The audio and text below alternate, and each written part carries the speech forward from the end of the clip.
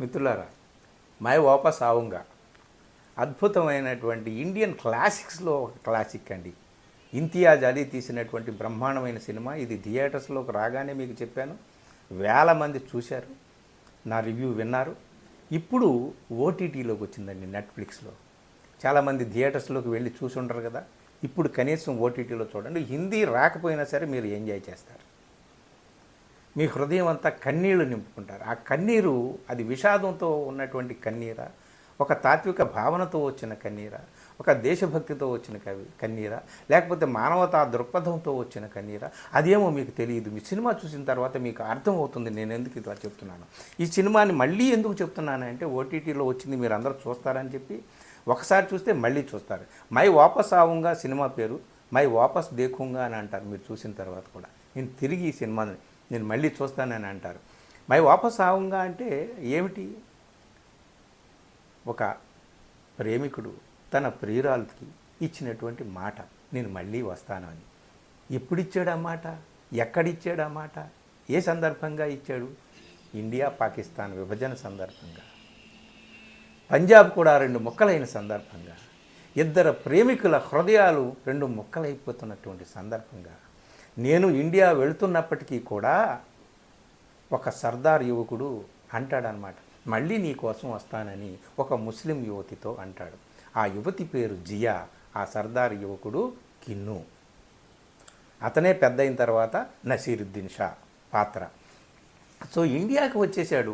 78 సంవత్సరాలుగా ఆ అమ్మాయిని తలుచుకుంటూ డెత్ బెడ్ మీద అలాగే ఉన్నాడు. ఆ స్మృతులతోనే ఉన్నాడు, ఆ జ్ఞాపకాలతోనే ఉన్నాడు, ఆ అనుభవాలు, ఆ అనుభూతులు, ఆ కళలు, అవే లోకంగా బతుకుతూ ఉన్నాడు. 78 సంవత్సరాలు అయింది, ఇంకా అలాగే ఉన్నాడు. 90+ ఇయర్స్ డెత్ బెడ్ మీద ఉండి కూడా ఆ అమ్మాయినే తలుచుకుంటున్నాడు. మనవడు వచ్చాడు చూడడానికి.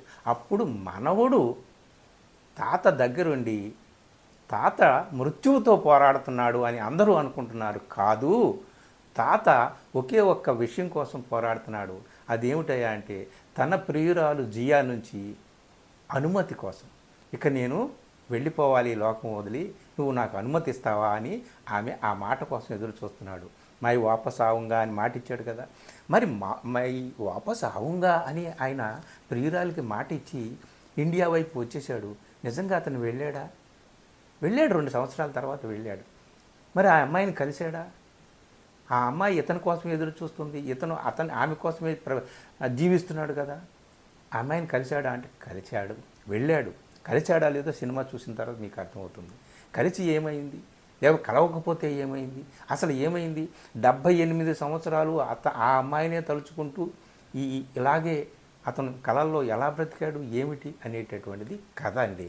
మనవడు ఈ కథనంతా బయటికి లాగి మనకి చూపిస్తాడు. ఇంతియాజ్ అలీ కథను నడపడంలో అసలు టేకింగ్ అండ్ మేకింగ్లో అతను కొట్టినవాడే లేడు. చాలా మోడర్న్గా తీశాడు. దేశ విభజన కాలం నాటి ప్రేమ కథ నేపథ్యంలో ఈ సినిమాను తీశారు. అలాంటి నేపథ్యంలో చాలా సినిమాలు, గదర్ లాంటి సినిమాలు చాలా వచ్చినాయి మనకి. వాటన్నింటిలో కూడా ఇది నెంబర్ 1, ఒక క్లాసిక్ లవ్ స్టోరీగా ఇది నిలిచిపోతుంది. ఇండియన్ ఇండస్ట్రీ చరిత్రలోనే ఇది ఒక క్లాసిక్గా నిలిచిపోతుంది. అందుకని మళ్ళీ మళ్ళీ చూడమన్నా. నసీరుద్దీన్ షా యాక్షన్ కోసం చూడాలి. మళ్ళీ మంచం మీద పడుకుండి కూడా ఒక మహానటన ప్రదర్శన చేశాడండి మహానుభావుడు.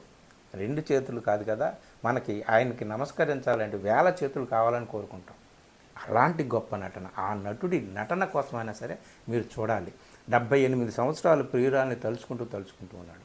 ఇది అసలు అతను ఏమైంది, చివరికి ఏమైంది, తన ప్రియురాల నుంచి అనుమతి ఏ విధంగా వచ్చింది, వాళ్ళిద్దరూ కలిసినప్పుడు ఆఖరికి విడిపోయే క్షణం అంటూ వస్తుంది కదా, ఇద్దరు ప్రేమికులు ఎప్పుడు కలిసినా. సో ఆ క్షణంలో ఆమె ఇలా అంటుందన్నమాట. ఇలా ఆ జెస్చర్ ఏదైతే ఉందో అది మన ఏదో అది ఏదో చేస్తుంది, మాయ చేస్తుంది మన హృదయాల్లో. చివరికి ఆ మనవడు వెళ్ళిపోయి ఆ సర్గోదాకి వెళ్ళి పాకిస్తాన్ వైపు వెళ్ళి ఆమెను చూపించాలని తాపత్రయంతో ఫోన్ పట్టుకొని ఆమె చిత్రపటాన్ని చూపిస్తే తాతకి, అప్పుడు ఆ చిత్రపటం నుంచి తన ప్రేమికురాలు జియా ఒక్కసారి ఇలా అంటే అప్పుడు ఊపిరి వదులుతాడు ఈ తాత నసీరుద్దీన్ షా. 90 ఏళ్ల పైబడినటువంటి వృద్ధుడు, కానీ ఆ 20 ఏళ్ల వయసులో ఆ ప్రేమ భావన, ఆ అనుభూతులు, ఆ జ్ఞాపకాలు ఆ మధుర స్మృతులు వాటిని అన్నింటినీ మోసుకుంటూ జీవితం అంతా అలాగే బతికాడండి. ఇంకొకటి ఈ అద్భుతమైన ప్రేమ కథ ఇక అసలు మీరు చూడండి, వాళ్ళు నటించినటువంటి ఆ జియా పాత్రలో శర్వరి ఎంత అందంగా ఎంత అద్భుతంగా ఉందంటే మర్చిపోలేరు. ఆ పాత్ర మనల్ని వెంటాడుతూ ఉంటుంది. ఆమె ప్రేమికుడిగా కిన్ను పాత్రలో వేదాంగ్రైన అతనే పెద్ద అయిన తర్వాత నసీరుద్దీన్ షా. వీళ్ళు నటన మీరు చూడాలి. ఇక ఇందులో ఇంకొక ఆస్పెక్ట్ మనం చెప్పుకోవాల్సింది ఏమిటంటే దేశాలంటే ద్వేషం కాదురా నాయన. దేశాల్ని రెండు ముక్కలు చేశారు.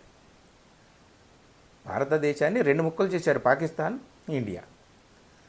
మధ్యలో ఒక గీత గీశారు.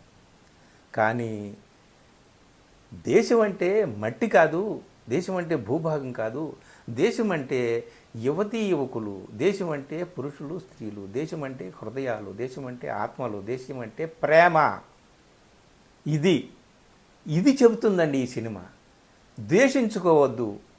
విడిపోయారు సరే, ఆ విడిపోయిన గాయాల్ని అలా అలా రెచ్చగొట్టుకోవడం కాదు. ప్రేమ చేసినటువంటి గాయం ఉందే, ఆ గాయానికి లేపనం కనుక్కుంటే మీరు ద్వేషాన్ని మర్చిపోయి ప్రేమించుకుంటారు. దేశాలుగా ద్వేషించుకోరు, దేశాలుగా మనుషులుగా ప్రేమించుకుంటారు. అది కావాలి, ఆ ప్రేమ కావాలి. ఇప్పుడు మనకి ద్వేషం వద్దు అని చెప్పడం కోసమే డైరెక్టర్ ఇంతియాజ్ అలీ ఇంత గొప్పగా తీశాడేమో ఈ సినిమాని అనిపిస్తుంది. నెట్ఫ్లిక్స్లో ఉంది మిత్రులారా. అద్భుతమైనటువంటి సినిమా, క్లాసిక్ అని మళ్ళీ చెప్తున్నాను. హిందీ రాకపోయినా మీరు చూసి మళ్ళీ చూస్తారు. ఇది గ్యారంటీ, ఛాలెంజ్ అనమాట. తప్పనిసరిగా చూడండి. చూసి మై వాపస్ ఆవుంగా చూసి మై వాపస్ దేఖుంగా అని ఈ సినిమా గురించి మీరు అనకపోతే అప్పుడు అడగండి. Thank you. రెండోసారి నేను ఒక సినిమా గురించి రివ్యూ చెప్పడం ఇదే ఫస్ట్ టైము.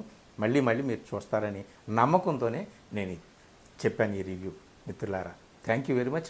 నచ్చితే మిత్రులకు కూడా షేర్ చేయండి. అందరికీ ఈ సినిమా గురించి చెప్పండి, చూడమని చెప్పండి. ఓకే, నమస్తే.